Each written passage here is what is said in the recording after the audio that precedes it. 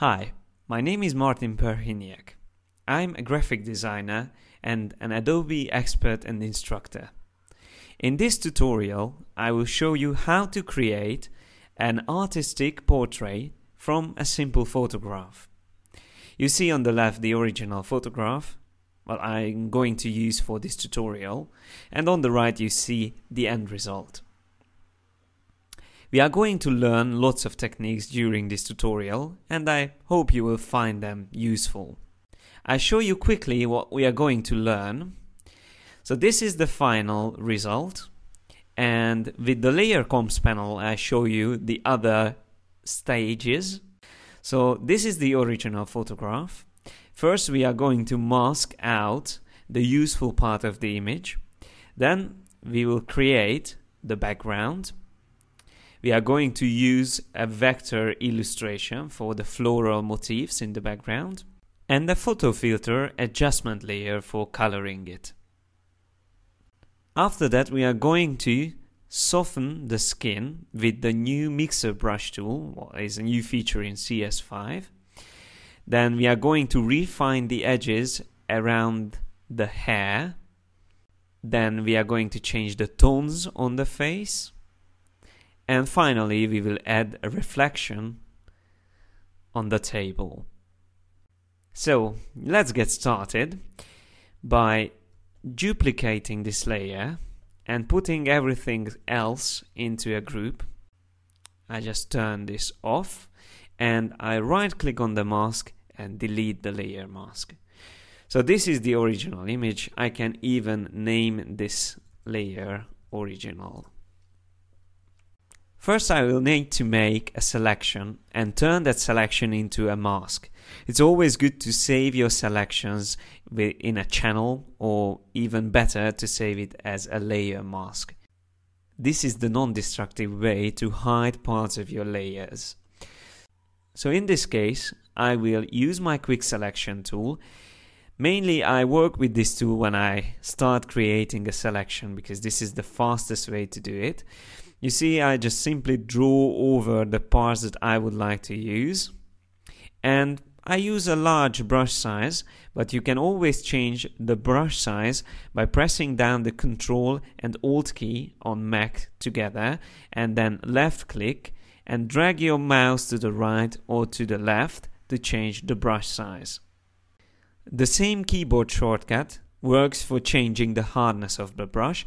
If you drag it up and down your mouse while you are holding down Ctrl Alt, again on the Mac, then you can change the softness or hardness of your brush.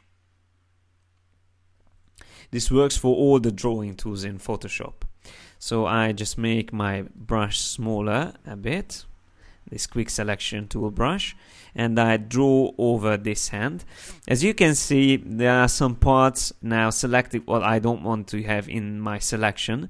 So I press and hold the Alt key or Option key and I draw over these parts. This is removing from the selection. And I just simply add these parts as well. And I will refine my selection after I created the mask. Maybe this part. The quick selection tool is not for refining your selections. It's just for a quick and rough selection. So my rule of thumb is that I never spend more than half a minute with the quick selection tool when I start creating a selection. Then I go to the masks panel and I click on the Add Pixel Mask button. This will turn my selection into a pixel mask. You can alt-click on the mask thumbnail to see the mask itself. This is the mask preview. Here you can draw with black and white to show or hide parts of your image. White shows, black hides. That's the main thing about using masks. I alt-click again on the thumbnail to go back to the normal view and I zoom closer. By the way, this is also a new keyboard shortcut in CS5. If you press and hold the Command and Space together, or the Control Space on PC, and then click and drag right and left, you can zoom easily in and out. Dragging left zooms out, dragging right zooms in. So I zoomed in closer to this image and I would like to get rid of this part. So I select my brush tool, which is B from the keyboard shortcut. I make my brush smaller and I will draw with my foreground color, which is black. And as we know, black will hide. I just make sure that the opacity of the brush is set to 100. Okay, so with 100 I can completely get rid of these parts from my layer. And as you can see, using a layer mask gives me the possibility to make minor changes or very small adjustments to the mask easily and quickly.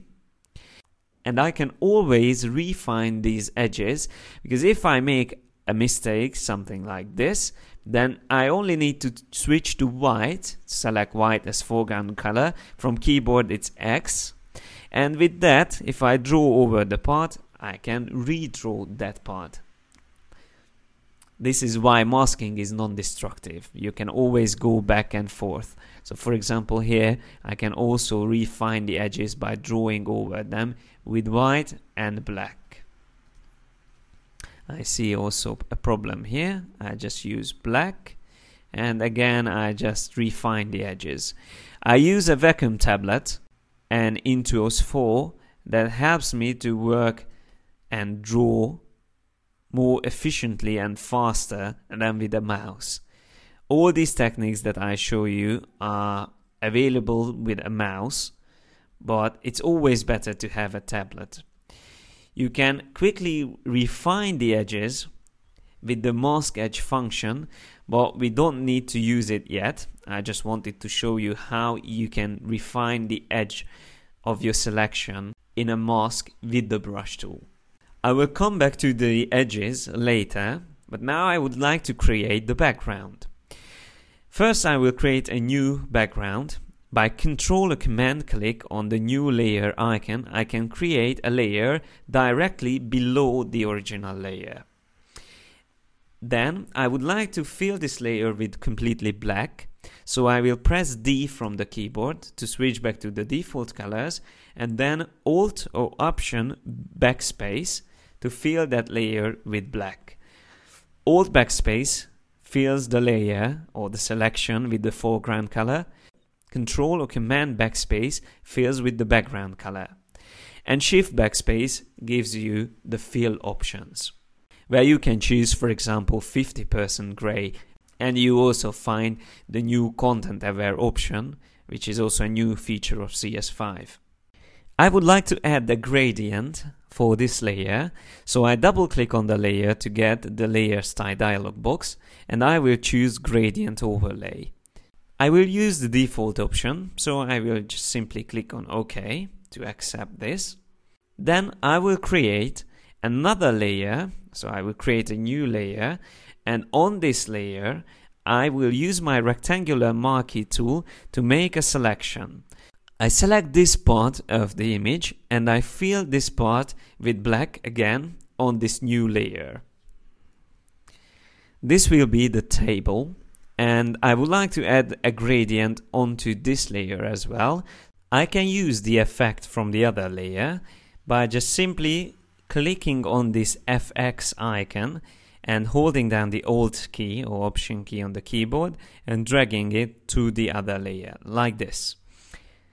I would like to reverse it though, the gradient, so I double click on Gradient Overlay on this layer and I select the Gradient Overlay option and I click on Reverse. And I also reduce the opacity of this gradient to make something like this. In Photoshop CS5 it's also a great new feature that you can save your settings in the Layer Styles panel by clicking on this Make Default option. Okay, so I accept this gradient as well. And now I will use the floral motif in the background.